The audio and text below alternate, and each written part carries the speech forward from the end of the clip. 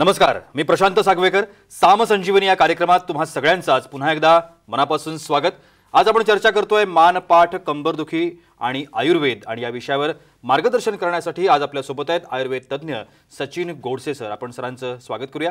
Sir, कार्यक्रमात मनापासून स्वागत. नमस्कार. कार्यक्रमाला सुरुवात करायची आहे, मात्र त्याआधी आपण सरांची थोडक्यात ओळख करून घेऊया. वैद्य सचिन भागवत गोडसे हे गेली 14 वर्ष कुरुडुवाडी या ठिकाणी संपूर्ण आयुर्वेदिक प्रॅक्टिस करत असतात. श्री विश्वार्पण आयुर्वेद चिकित्सालय हे त्यांचं चिकित्सालय आहे आणि ते त्याचे संचालक आहेत. कुरुडुवाडी व्यतिरिक्त मुंबई, ठाणे, पुणे, दौंड या ठिकाणी देखील त्यांनी आपली वैद्यकीय सेवा पुरवलेली आहे. आजपर्यंत वैद्य सचिन यांनी हजारो रुग्णांची वातव्याधी सारख्या त्रासदायक आणि वेदनादायक विकारांची यशस्वी चिकित्सा केली आहे आणि प्रत्येक ऑपरेशन देखील त्यांचं टाळलेलं आहे. याशिवाय दररोज नवनवीन औषध पद्धतीत संशोधन करून त्याचा रुग्णांना फायदा कसा होईल आणि तो फायदा त्यांनी करून दिलेला आहे. वातव्याधीशी या विकाराशिवाय स्त्रीरोग, वंध्यत्व, मणक्यांचे विकार, किडनी, उंची वाढवणं यासारख्या आजारांवर देखील त्यांनी विशेष असं प्रावीण्य मिळवलेलं आहे. आजच्या विषयासंदर्भात तुमच्याही मनामध्ये शंका असतील, प्रश्न असतील, तुम्ही थेट आत्ता वैद्य गोडसे यांना विचारू शकता. त्यासाठी आमचा स्टुडिओ क्रमांक लिहून घ्या. 02266843333 हा आपला स्टुडिओ क्रमांक आहे. चला तर मग चर्चेला सुरुवात करूया. सर, पुन्हा एकदा स्वागत मनापासून. या आधीचा काळ आणि आत्ताचा काळ, खरं तर कोरोना पॅन्डेमिकमध्ये आपण गेल्या तर जवळजवळ वर्ष होईल मार्चमध्ये, आणि या वर्षभरामधून आपण या सगळ्या क्रायसिसमध्ये वावरतोय. आजीची अवस्था आणि आत्ताची अवस्था याच्यामधला जर फरक आपण सांगायचा झाला वैद्यकीय दृष्टिकोनातून तर आपल्याला काय सांगता येईल? बरोबर, छान प्रश्न विचारला सुरुवातीलाच तुम्ही सर. काय होतं की पूर्वी जे आजार होते, आता सुरुवातीला सर्वात प्रथम ह्या साम संजीवनी टीव्हीचे जे प्रेक्षक आहेत त्या सर्वांना, ज्यांनी कोरोनावरती यशस्वी मात केली आणि त्या संकटातून खरंच खूप संयमाने, धैर्याने बाहेर जे आलेत त्या सर्वांचं अगोदर मी अभिनंदन करतो. आणि आपण ही लढाई खरं तर जवळजवळ 80-90% जिंकली म्हणलं तर चालेल, पण अजून संपूर्ण लढाई आपण काय जिंकलेली नाही आहे. त्यामुळं की आता आपल्याला काय करावं लागेल, अजून खूप ह्यानं संयमानं, खूप धीरानं हे जे सोशल डिस्टन्सिंग असेल, मास्क असेल, ह्याचं आपल्याला अजून खूप चांगल्या पद्धतीने पालन करावं लागेल आणि 100% लढाई जिंकावी लागणार आहे. बरं, आपण हे लॉकडाऊनचा जो काळ पाहिला आणि लॉकडाऊनच्या अगोदरच्या काळात, ह्या काळात बरंच काही खूप आपल्याला शिकायलाही मिळालं, खूप आपल्याला अनुभवायलाही मिळालं. आणि खूप शिकताना आपल्याला असं दिसून आलं की त्याच्या अगोदरच्या काळामध्ये आणि आत्ताच्या काळामध्ये लोकांनी ह्याचा काहीच सदुपयोग केला. काही लोक ह्यात चांगले शिकले, काही जणांनी ह्यामध्ये काय केलं की टी व्हीवरती पाहून किंवा मोबाईलवरती पाहून, नेटवरती पाहून त्यांनी बऱ्याचदा काय केलं की रेसिपी नवीन नवीन घेतल्या, खाल्ल्या, पिल्ल्या आणि त्याचा काय आळसातच बराच त्यांनी वेळ घालवला असं म्हणलं तर काय हे नाही आहे, वावगं ठरणार नाही. कारण ते बरेचदा आता काय होतं की पूर्वी आमच्याकडे जे वातवादीचे पेशंट यायचे ते 60, 70, 50च्या पुढचे साधारण यायचे. आता असं जाणवतं आहे की ओपीडीमध्ये ह्या साधारण 3 ते 4 महिन्यामध्ये एक 10-12 वर्षापासून ते 8-9 वर्षाची मुलं सुद्धा यायला लागलेत ह्यामध्ये वातवादीमध्ये. काय होतं की अति खाणं, त्यानंतर झोपणं, दिवसभर टी व्ही पाहणं, मोबाईल पाहणं.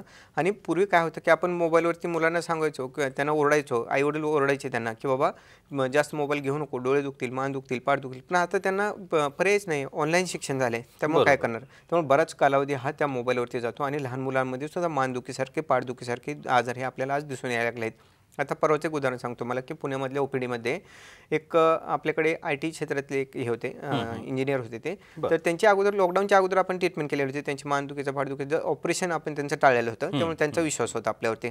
त्यांनी त्यांच्या बहिणीच्या 2 मुलं, तुम्हाला ही वाटणार नाही की एक 11 वर्षाचा आणि एक 13 वर्षाची मुलगी, त्यांची दोघांनाही मानदुखीचा त्रास चालू झाला. त्यानंतर थोडा त्रास आहे, एखाद्या गुळीनं कमी येईल असं वाटलं आईवडिलांना. त्यानंतर हळूहळू वाढत गेला, मुलीच्या हातामध्ये एका मुंग्या यायला लागल्या. मग त्यांना त्या गोष्टीचा थोडासा सिरियसनेस आला. त्यानंतर डॉक्टरांनी दाखवलं तर त्यांनी सांगितलं सर्वायकल स्पॉन्डिलोसिसची ही सुरुवात आहे, म्हणजे मणक्यामध्ये झीज व्हायला लागलं. ह्याच्या पाठीमागे ज्यावेळी आपण गेलो, त्याची केस हिस्ट्री घेतली, केस टेकिंग घेतली व्यवस्थित, त्यावेळी त्याचं निदान जे होतं ते मण्यागत वात, म्हणजे त्या ठिकाणी ज्या शिरा आहेत, त्या ज्या स्नायू आहे, म्हणजे हा ट्रॅपेजियस मसल जो म्हणतो आपण त्याला, तर त्या ठिकाणी हे झाले, आखडण आणि जखडून होत गेलेली होती. त्याच्यामुळे त्या मणक्यावरती ताण येऊन ती डिस्क आहे ती बल्ज व्हायला लागली होती आणि सर्वायकल स्पॉन्डिलोसिसची सुरुवात झाली होती. ह्या पेशंटमध्ये आता ह्याच्या पुढं जर काय तसंच वाढत गेलं असतं तर पुढं जाऊन डिस्क बल्ज होणं, प्रोट्रुजन होणं किंवा मणक्याचा त्रास हा वाढत जाणं ह्या एवढ्या लहान वयात सुद्धा होऊ शकतं. तर त्यांना फक्त स्नेहन स्वेदन, आणि नस्य म्हणजे वाटीला मानेला तेल लावणं, मालिश करणं, वाफ देणं आणि नाकातलं नस्य हे आयुर्वेदातले पंचकर्मातली एक सर्वात उत्तम चिकित्सा आहे. ती केलं आणि 15 दिवसामध्ये त्यांचे लक्षण आपण पूर्णतः कमी करू शकलो. म्हणजे की हे लहान वयातच आज आपण आजार पाहतोय जे स्रोतोरोधजन्य आणि धातुक्षयजन्य असं 2 वाताचे प्रकार असतात ॲक्च्युली. धातुक्षयजन्य म्हणजे 60-70 नंतर आणि स्रोतोरोधजन्य म्हणजे जशा पाईपलाईन असेल त्यामध्ये जर चोकअप व्हायला लागलं, ब्लॉक व्हायला लागलं, हे कशाने होतं तर अतिप्रमाणात भोजन, अतिप्रमाणात दिवा स्वप्न म्हणजे दिवसा झोपणं, अतिव्यवाय अशी हे असंख्य कारणं ह्या आपण लॉकडाऊनमध्ये अनुभवतोय आणि ज्याच्या स्वरूपात हे नवीन नवीन आजार आपल्याला दिसत आहेत. बरं, पण आता हा जो काळ आहे म्हणजे मानपाट कंबरदुखीसारखे जे तुम्ही वातव्याधी आपण ज्याला म्हणतो हे सगळं आता वाढलेलं आहे. बरोबर. आयुर्वेदाच्या दृष्टिकोनातून तुम्ही सगळं या कडे कसं पाहताय? बरोबर. ह्यामध्ये काय होतं की जो वात आहे तो वाढतोय. वात कसा वाढतोय? स्रोतोरोधजन्य आणि धातुक्षयजन्य. स्रोतोरोध म्हणजे काय होतं की आपण जो खाल्लेला आहार आहे तो भरपूर प्रमाणात खाल्ला गेला आणि त्यानंतर व्यायाम न झाला किंवा बसून राहिलं किंवा झोपून राहिलं, एसीमध्ये राहिलं तर काय होतं की तो खाल्लेल्या आहाराचं रूपांतर जे काय पचन आहे ते व्यवस्थित पचन होत नाही. त्याच्यातून आम म्हणजे न पचलेला आहार होतो. हा आम जो आहे तो शरीरातून रक्तामध्ये मिसळतो. रक्तातून सर्व शरीरात एक एक एक एक सांधा आहे तो जखडायला आणि आखडायला सुरुवात करते. त्यामुळे आपल्या शरीराचा जो सर्व भार आहे तो मान, पाठ आणि कंबर इथं असतो. ह्या ठिकाणी जे छोटे छोटे स्नायू आहेत त्यामध्ये आम जर साठायला लागला तर मग मात्र त्या सांध्याची हालचाल करायला आपल्याला सुरुवातीला त्रास होतो. इकडे इकडे पाहायला त्रास होतो, मान दुखायला त्रास होते, अंग जड वाटायला लागतं, स्थौल्य यायला लागतं किंवा आळस वाटायला लागतो, फ्रेश वाटत नाही, पोट व्यवस्थित साफ होत नाही. काही काही जणांना सकाळी उठताना खूप आळस येतो, थकवा येतो, ते आंघोळ केली, स्नान केलं गरम पाण्याने की बरं वाटायला लागतं, थोडीशी हालचाल झाल्यानंतर बरं वाटायला लागतं. काही काही नंतर सुरुवातीला काय त्रास होतो की रात्री झोपताना पाठ टाकली की पाठ खूप दुखायला लागते, इकडे इकडे एका अंगावरती झोपावं लागतं, सरळ पाठीवरती झोपता येत नाही. काही जणांना त्याच्याही पुढे जाऊन काय व्हायला लागतं की हातातून मुंग्या यायला लागतात, काहींना हात जड पडायला लागतो, काहींना एक केक किंवा 2 बोटामध्ये मुंग्या यायला लागतात आणि त्याच्याही पुढे जाऊन काय होतं की हातातली ताकद आहे ती कमी कमी व्हायला लागते. ह्यानुसार त्याचं निदान बदलत असतं. आयुर्वेद ह्या ठिकाणी काय पाहतं की मन्यागत वात आहे, शिरागत वात आहे, अस्थिगत वात आहे किंवा विश्वची अवभावक अशा पद्धतीने ह्यांचं निदान केलं जातं. सुरुवातीला बऱ्याचदा ह्या स्रोतरोध असतो त्यामुळे दीपन पाचन करून जर चिकित्सा केली आणि आयुर्वेदिक पद्धतीने जर निदान केलं तर ह्या केसेस आपण हजारो सोडवू शकतो. नक्की. सर, सुरुवातीला तुम्ही बोलताना काही कारणांचा उल्लेख केला होता जे आता पॅन्डेमिकमधली सगळी कारणं होती, पण इन जनरल जर विचारायचं झालं की इन जनरल ही जी काही सगळ्या गोष्टी होतात किंवा ह्या ज्या व्याधी जडतात मुळात, मग तो स्त्री असो किंवा पुरुष असो, त्याच्यातली जी कारणं आहेत इन जनरल कारणं त्याच्यामध्ये काय सांगता येईल? छान प्रश्न विचारला अजून एक तुम्ही. ह्या इन जनरल कारणामध्ये काय होतं की मानेच्या मणक्यामध्ये गॅप असणं, झीज असणं, त्यानंतर त्या ठिकाणी गॅप पडलेलं असणं म्हणजे सर्व्हिकल स्पॉन्डिलोसिस म्हणतात. खाली पाठीच्या मणक्याकडे बघितलं तर पाठीला मार लागलेला असणं, पडलेलं असणं, ॲक्सिडेंट झालेलं असणं अशी कारणं असतात. त्याच्याही खाली जर कमरेच्या ह्याच्यात बघितलं तर कमरेच्या मणक्यात गॅप असणं, झीज असणं किंवा सर्व्हिकल स्पॉन्डिलोसिस म्हणतात ते असणं. ह्याच्याबरोबर अजून की अतिप्रमाणात खाल्लेलं असणं, भरपूर खाऊन खाऊन काय होतं की पोट सुटतं आणि त्याचा जो हे आहे जो भार आहे तो कमरेवरती पडतो आणि कंबर दुखायला चालू होते. त्याच्याही पुढे जाऊन आपण पाहिलं की इतर आजारामुळे सुद्धा पाठ, मान, कंबर दुखत असते. इतर आजार म्हणजे संधिवात असेल, आमवात असेल, वात रक्तासारखे आजार असतील, ह्या आजारामध्ये पण होत असतं. बऱ्याचदा काय होतं तरुण मुलामध्ये फ्रॅक्चर होतं आणि पाठ दुखायला लागते, कंबर दुखायला लागते, हाही एक कारण असू शकतं. ह्याच्यासोबत अजून आपण जर पाहिलं की स्त्रियांच्या बाबतीत आणि मुलींच्या बाबतीत जे विशेषत्व ना आत्ता मला सांगायला आवडेल की मुलींची जी पाळी आहे ती अनियमित असणं, पिशवी व्यवस्थित साफ होत नसणं किंवा त्या पाळीच्या काळामध्ये मुलींनी जर का व्यवस्थित 4 दिवस आराम केला नाही, धावपळ केली, प्रवास केला, ते प्रवास तरीसुद्धा हे कंबर दुखण्याचा त्रास वाढू शकतो. त्यानंतर पिशवीवरती सूज असणं, गाठी असणं, ह्या असंख्य कारणं आहेत. त्यानंतर आता एखाद दुसरं सिजर झालेलं असेल, त्यानंतर ॲबॉर्शन जास्त झालेले असतील किंवा डिलिव्हरी झाल्यानंतर शेकशिगडी घेतलेली नसेल, बाळंतकाळ घेतलेले नसेल, असे स्त्रियांच्या बाबतीत तर असंख्य कारणं आहेत. त्यामुळे 80% स्त्रियांना, भारतीय स्त्रियांना हा कंबरदुखीचा त्रास हा होतोच. बऱ्याचदा काय होतं की त्याच्याकडे दुर्लक्ष केलं जातं, थोडंसं आहे तोपर्यंत त्याकडे पाहिलं जात नाही, एखाद दुसरी गोळी घेतली जाते आणि ज्यावेळी खूप झीज वाढते किंवा एखादा झटका बसतो, म्हणजे आता परवाचं ह्याच्यातलं ठाण्याचं उदाहरण सांगतो मी तुम्हाला. साधारण एक 35 ते 40 वयाच्या स्त्री रुग्ण होते. तर त्यांना पूर्ण त्यांचं व्यवस्थित लाईफस्टाईल होते की जाणं येणं लोकलनं प्रवास करत होते. त्या रोज 15 ते 20 किलोमीटर लोकलचा प्रवास होता. सकाळी उठणं, त्यानंतर स्वयंपाक करणं, सर्व्हिसला जाणं, त्यानंतर परत संध्याकाळी येणं, अशा पद्धतीने त्यांचं व्यवस्थित रुटीन चालू होतं. ह्या रुटीनमध्ये आता ह्या लॉकडाऊनच्या काळामध्ये की घरी कामगार नाही म्हणून त्यांनी स्वतः सिलेंडर उचलला आणि इसका बसला. कमरेमध्ये गॅप पडला त्यांच्या असं सांगितलं. MRI केला तर त्या ठिकाणी सायटिका म्हणजे L5 आणि S1च्या मध्ये नस दबली असं त्यांना सांगितलं गेलं. त्यानंतर औषध घेतली, ट्रॅक्शन वगैरे लावलं, पण शेवटी त्याचा फायदा नाही म्हणून त्यांना ऑपरेशन करायला सांगितलं होतं. असा सल्ला दिला. ज्यावेळी ते आपल्याकडे आले, असंच त्यांनी हे पाहिली होती आपली यूट्यूबवरती मुलाखत पाहिली आणि त्यानंतर ते आपल्याकडे आले. ज्यावेळी आपण त्यांचं डायग्नोसिस केलं तर त्या ठिकाणी पक्वशगत वात हा त्यांचं निदान झालं. म्हणजे मोठ्या आतड्यात साठणारा गॅस हे त्यांचं निदान होतं आणि ह्याचं कारण होतं वेगावरोधजन्य. म्हणजे मलमूत्र ह्याचा जर वेगाचा अवरोध केला तर त्या ठिकाणी वात वाढतो. वात वाढला तर हाडाची झीज होत जाते आणि ते एक उचललं हे कारण होतं. बरोबर. त्यामुळं आपण पक्वशगत वात कमी केल्यामुळं त्या ठिकाणी वाताचा अनुलोमन केल्यामुळे त्यांना साधारण 15 ते 20 दिवसात फरक पडला. त्यानंतर कटी बसते आणि बसते 2 महिन्यामध्ये पेशंटला व्यवस्थित त्यांचा त्रास तो पूर्ण कमी झाला. आणि सांगायला आवडेल की आयुर्वेदाच्या ह्याच्यातून आपण जोरावरती त्यांचं ऑपरेशन पण टाळू शकलो. नक्कीच. सर, आता मला याचे लक्षणांकडे, बऱ्याच वेळेला असं होतं ना, जसं तुम्ही मगाशी पण उल्लेख केला की दुर्लक्ष केलं जातं. ज्यावेळेला ते दुखणं अगदी प्राथमिक स्वरूपामध्ये असतं किंवा थोडंसंच काहीतरी असतं, एखादी गोळी घेतली आणि रिलीफ मिळतोय काय बघितलं, दुर्लक्ष केलं जातं. मात्र त्या लक्षणांमुळे पुढे कोणता आजार होय हे कुठेही आपल्या दृष्टीपथात येत नाही. त्याच्यामुळे लक्षणं महत्त्वाची आणि सगळ्यात महत्त्वाचं आहे डायग्नॉस, की आपण कुठल्याही आजारावरती औषध देण्याच्या ऐवजी त्याचं निदान होणं खूप महत्त्वाची गोष्ट असते. तर या दोन्ही गोष्टी कशा होतात? ह्यामध्ये काय होतं की ज्यावेळी पेशंट येतो, रुग्ण येतो, त्यावेळी सांगत असतो फक्त मान दुखते किंवा पाठ दुखते किंवा कंबर दुखते, एवढंच लक्षण सांगितलं जातं. आता आणखी एक आपल्या रोजच्या उपडीतलं तुम्हाला उदाहरण सांगतो की एक आजी आल्या होत्या की त्यांना साधारण 7 ते 8 वर्षापासून कंबर दुखीचा त्रास होता. बऱ्याच ठिकाणी त्यांनी औषध घेतली, गोळ्या घेतल्या, फरक नव्हता. एक्सरे झालेला होता, MRI झालेला होता. MRIमध्ये पण फक्त सर्व लंबर स्पॉन्डिलोसिस असं त्यांचं निदान येत होतं. पण बाकी त्यामध्ये खूप झीज झाली, नस दबली असंही नव्हतं. तर सुद्धा वेदना मात्र त्यांच्या भयंकर असायच्या. गोळ्या खाईल तोपर्यंत बरं वाटायचं, इंजेक्शन घेईल तोपर्यंत बरं वाटायचं. त्यानंतर परत अजून हा आजार चालू होता. जेव्हा आपण त्यांचं केस आयुर्वेदिक पद्धतीने घेतलं, निदान आयुर्वेदिक पद्धतीने केलं, त्यावेळी त्यांच्यामध्ये तृतीयक ज्वर असा आजाराचं निदान आढळलं. कारण ह्या तृतीयक ज्वरामध्ये काय होतं की कंबर जखडणे, आखडणे आणि दुखायला चालू होते आणि सर्व अंगामध्ये ताप आल्याची भावना होते. त्यांना फक्त एकच प्रश्न विचारला की तुम्हाला ताप येत होता का? तर हो म्हणे, ताप येतो. कधी येतो? तर 1 दिवसाआड 2 दिवसाआड ताप येतो आणि त्यानंतर बरं वाटतं. म्हणजे तृतीयक ज्वराची ज्यावेळी त्यांना आपण ट्रीटमेंट दिली त्यावेळी 7 ते 8 वर्षाचा त्यांचा हा आजार गेला. हे कशामुळे शक्य झालं? तर ज्यावेळी पेशंट येतो त्यावेळी त्याचं जे एक्सरे किंवा MRI ह्या रिपोर्टवरती जर आपण निदान करायला गेलो आणि ट्रीटमेंट आयुर्वेदिक द्यायला गेलो तर बऱ्याचदा वैद्याची फसगत होत असते. पण जर का आपण ट्रीटमेंट आणि ह्याच्यासोबत जर का निदान आपलं आयुर्वेदिक असेल तर मग मात्र पेशंटला 100% आपण उपचार करू शकतो किंवा त्याची ट्रीटमेंट आहे ती व्यवस्थित करू शकतो. नक्कीच. खूप छान असं मार्गदर्शन. खरं तर मान, पाठ, कंबरदुखीसारखे हे जे काही व्याधी आहेत, ह्या व्याधी अनेक जणांना ह्या आपल्या दैनंदिन आयुष्यामध्ये घडत असतात. मात्र त्याकडे आपण नेहमी प्राथमिक अवस्थेमध्ये दुर्लक्ष करत असतो. एखादी गोळी घेतली म्हणा किंवा काहीतरी बाम वगैरेचा वापर केला तर आपल्याला त्यातून रिलीफ मिळतो. मात्र पुढे जाऊन जर गंभीर आजार होणार असेल तर वेळीच त्यावरती तज्ज्ञांचं मार्गदर्शन घेणं हा उपाय असतो. वैद्य सचिन गोडसे हे गेल्या अनेक वर्षांपासून हे काम करतायत. त्यांना जर तुम्हाला भेटायचं असेल, मार्गदर्शन हवं असेल किंवा उपाय करून घ्यायचे असतील तर आत्ता TV स्क्रीनवरती सरांचे नंबर सुरू आहेत. या नंबरवरती तुम्ही कधीही संपर्क करू शकता. आता वेळ होते एका छोट्याशा विश्रांतीची. कुठे जाऊ नका, पाहत रहा साम संजीवनी.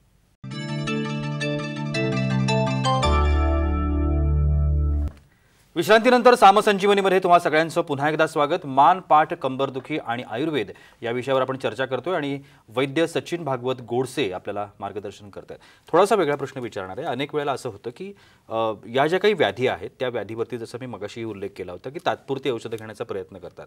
मग गोळ्या असतील म्हणा किंवा बाम लावणं वगैरे असेल, मॉलिश करणं वगैरे असं केलं जातं. पण डायरेक्टली कोणीही थेट आयुर्वेदाकडे बऱ्याच वेळेला येणं मान्य करत नाहीत किंवा त्यांना तो एक विश्वास नसतो की लगेच आपल्याला आराम मिळेल. कारण पेन होत असतं ना, त्यामुळे त्यात पेनमधून रिलीफ पाहिजे असतो. तर या संदर्भात काय सांग? बरोबर. बऱ्याचदा काय असतं की आयुर्वेदाबद्दल हे खरं तर गैरसमज आहेत. गैरसमज काय आहे की आत्ता औषध दिलं तर 4 दिवसांनी गुण येतो, 8 दिवसांनी येतो किंवा पूर्वी असं म्हणलं जायचं की आज्याला औषध दिल्यानंतर नातवाला गुण येतो. अशा पद्धतीनं हे खरं तर गैरसमज आहेत आणि हे काय म्हणू आपण आधुनिकांनी पसरवले हे गैरसमज आहेत. आता आपण कोरोनाच्या काळात सुद्धा आपण पाहिलं असेल की आयुर्वेदाकडे अख्खं जग वळतंय. का वळत असेल? प्रचंड रिझल्ट आहेत. आपण जोपर्यंत आपल्या संस्कृतीकडे, आपल्या अध्यात्माकडे जोपर्यंत आपण वळत नाही आपल्या आयुर्वेदाकडे, तोपर्यंत आपण कधीही प्रगती करू शकणार हे 100% ह्यातून मला सांगावंसं वाटते. आयुर्वेदामध्ये बऱ्याचदा पेशंट येतात, मान दुखते, पाठ दुखते, फ्रोजन शोल्डरसारखे त्रास असतात, हात, मान, पाठ पूर्ण आखडून गेलेले असतात.